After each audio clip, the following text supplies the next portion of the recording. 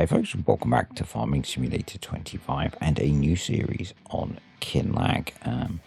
And going back to a style of video that I haven't done in a very long time, but something that I've been planning to start for quite a while. So you can see these are the mods that I have installed. We're setting up with my kind of standard start from scratch settings. So we have £500,000 in the bank, or we had £500,000 in the bank. We have brought what is the beef farm, kind of the second farm on the map. We've got a small beef shed. We've got a silo which has got 3 bays in it. We've got an equipment shed, and we've got a bale store and a bunker silo. I'm going to spend a bit of time faffing about deciding which field to buy. I am running precision farming. It might take me a little bit, a video or two, to get back into the routine of making these videos and getting the speeds and things right. So, and keeping the camera still right. So bear with me. I had actually recorded about 3 videos worth of footage on another map. And then decided that I didn't want to do that, but we're going to get our tractor. And no shocks if you know me well, we are going to get the Fast Track 2135 4-wheel steer, because I love old JCBs, naming it after one of the channel supporters, Unexpected Bill, and we're going to be using the hire purchase mod to pay for some of the kit on here. One of the things I want to do differently is I'm not going to be maxing out the loan. So yeah, so we need to fertilize the field that we've just brought. It's got maize in it. We're going to be silaging that, but we want to maximize the yield. So to do that, we're going to get some nitrogen on it. The lime is okay, but we do need to sort out the nitrogen. So yeah, nice little wild camping spot there if you're into that kind of thing. So yeah, I had been playing on Kale's map, and I'd mostly been playing that for fun, but I'd been recording all of the gameplay with the idea that I might turn it into a series like this, because I kind of wanted to get back to making a bit more farm sim content, and it was how I started making videos without voice, and then how I started making videos with voice in them. So why not give it a try, was kind of what I was thinking. We'll see how it goes. I'm enjoying playing farm sim a lot more. Obviously, if you watch my Maypole series, that kind of inspired me to play it a lot more, play the game a lot more, and I've been playing it in the background even more. Apart from the fact I've been having some laptop issues recently, those have been mostly resolved, and my plan is to play this and then maybe put out 2 or 3 short videos a week, capturing what's been going on. One of the mods that I want to run, and I can't run at the moment, is oh Jesus, brain fade. 1 moment, dear caller. Oh, that's embarrassing. That is really embarrassing. Not going to be in there because I can't put it in the mod folder either. It's not going to be in there because I can't put it in that mod folder.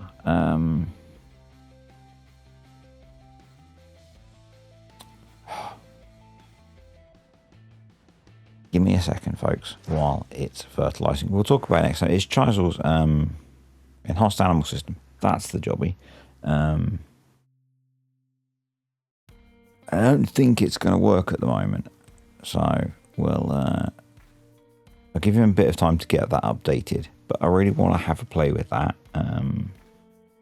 Obviously been running the equivalent, the other equivalent on Maple Farm. God, my brain's so frazzled today. It's been such a long day. But yeah, want to have a play with that. And with the Highland cow, they don't work currently with enhanced animal system. So And the shed that we've got is a beef shed, and Highland cattle are beef cattle. So kind of makes sense to make use of them with that. You will have seen in the background that we brought the hoe and grabbed a couple of hoeing contracts because they pay good money, and this was cheap enough that with a few contracts we will have paid for it and we'll be making profit. So and we do have weeds turned on, so we can make use of this. And with precision farming, you either want to be ploughing or doing mechanical weeding. You don't want to do herbicide or even see and spray, even without actually, because of the yield penalty you take. And you're going to sit there and say, well, with see and spray, you don't take a yield penalty or a bigger yield penalty because you use less chemical. You do. So, anyway, so we're going to be doing mechanical weeding. So buying this is worthwhile. And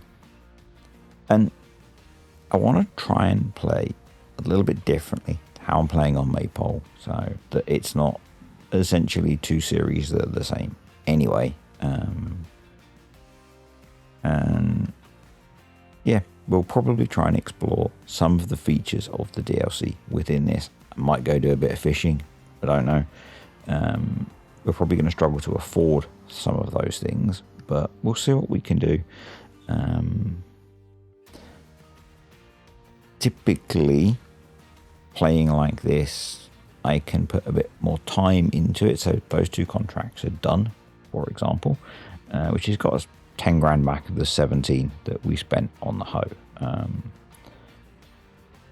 I think I've possibly got the timing slightly wrong in this video, and it's running a little bit quick.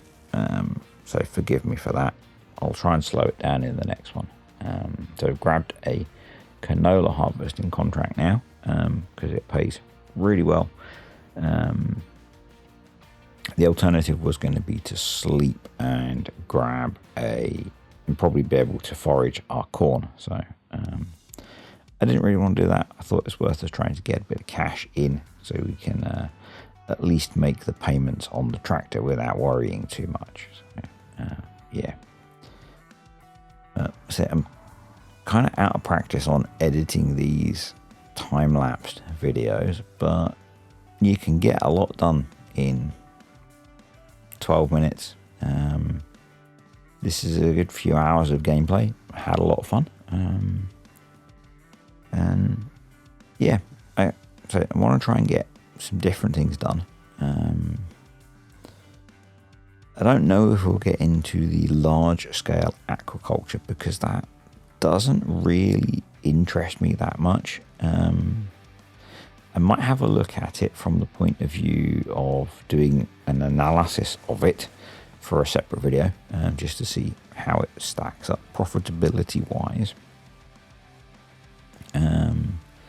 But it's going to be kind of frustrating to do because a lot of the information for that I think is buried because it's DLC stuff. But I haven't had a chance to look yet, so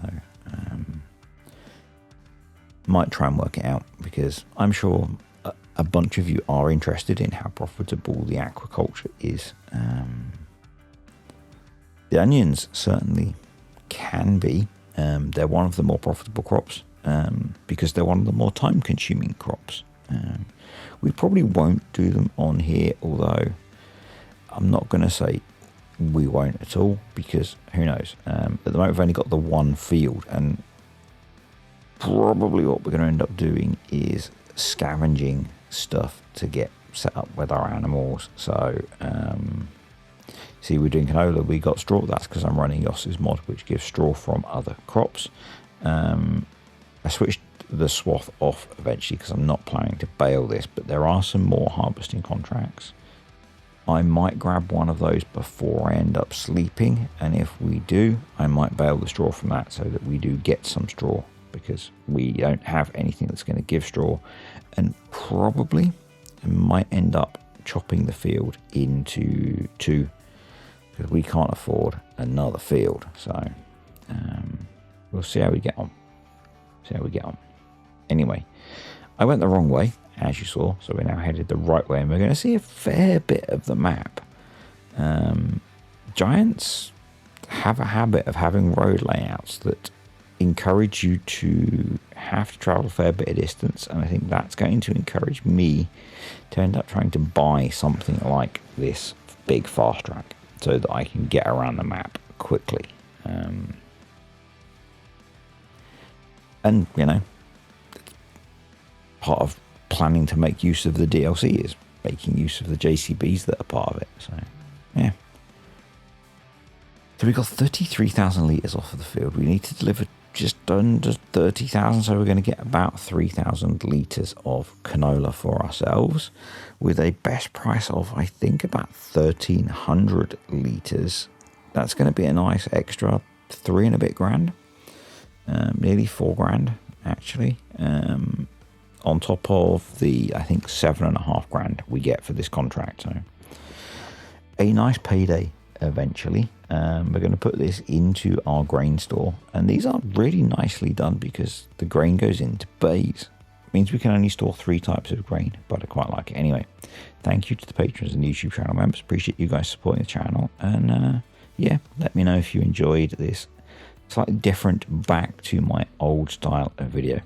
I'm going to try and slow it down a little bit next time because I feel it was a bit rushed, so we'll try and get the balance right a bit better next time. See ya.